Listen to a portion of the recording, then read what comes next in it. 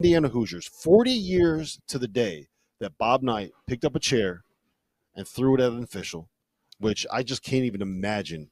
Imagine if that happened now, if Bob Knight threw a chair at an official Who right would now. be the most likely to do it? We know the answer. I don't even know why I asked the question. Yeah, but just You'd be doing segments for weeks. Segments for years. Weeks. Listen, Why weeks? Indiana, 40 years to the day after Bob Knight threw a chair at an official, hosts Purdue, who they were playing when Bob Knight threw a chair at an official, and beats Purdue 73-58. We are joined by our resident Big Ten expert. I'm calling you our resident Big Ten expert, Kevin Sweeney, to talk about this game and talk about this performance and talk about Indiana's win and talk about Mike Woodson getting the Hoosiers into the dance. Sweeney, is that possible? Can it happen? It's possible. I'm not sure I'm there yet. I think I'll have to see how the numbers move and whatever, but they have some like real wins now. And to do that and do it as impressively as they did in the second half was a big statement. I don't think a whole lot of teams right on the bubble right now are making a strong case. And Indiana, with these two big wins here lately, has made one. I'm also going to say this.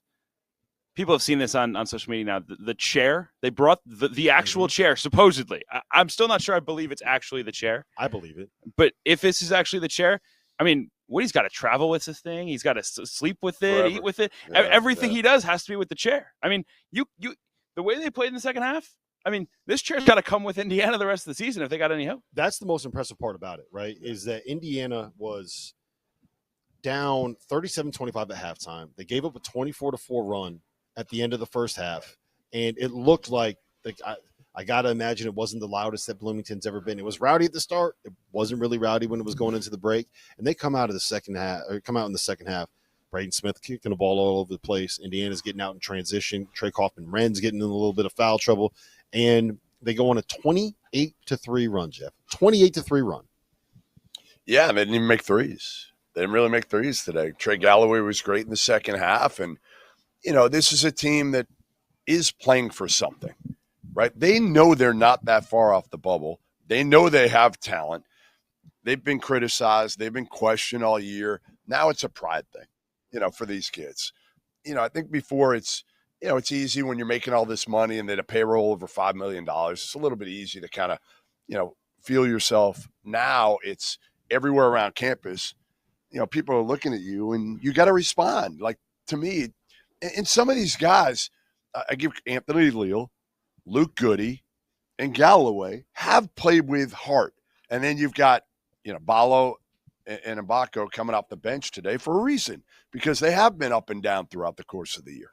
I also just think it's a freeing thing. Like, I don't want to say Mike Woodson resigning, whatever the official terminology was like, oh, this is going to spark everything. But, like, I think these players, for the better part of 2 months, walked around with this just insane pressure of, like, every game is going to get our coach fired. Every game is going to bring the heat from this fan base. Yeah. And I think now, because he's stepped away, said, like, this is it for me, everyone can kind of get around this team.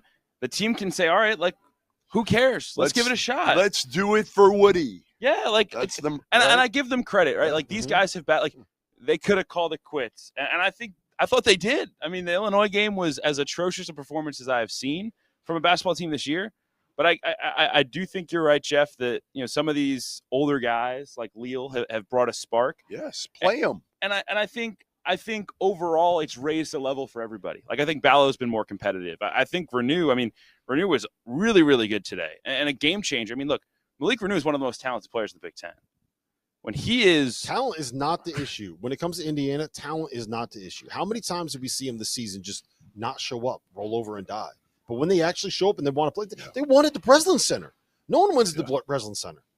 That's the sad part of this team is again, they're talented enough that they should have never been in this position. And now the question is, can they go – what do they have left? You looking at what they have left? Penn State on Wednesday should roll. Yes. Then they go out west and get Washington and Oregon. And then you come home end of the regular season at home against Ohio State. Could be a huge bubble game. I mean, this could be a run here. You could win. You could win them all. I mean, you probably should be in a position, talent-wise, you're more talented than all those teams, clearly. We're going to have Rocco Miller here to talk about bracket stuff in just a couple of minutes. But before we do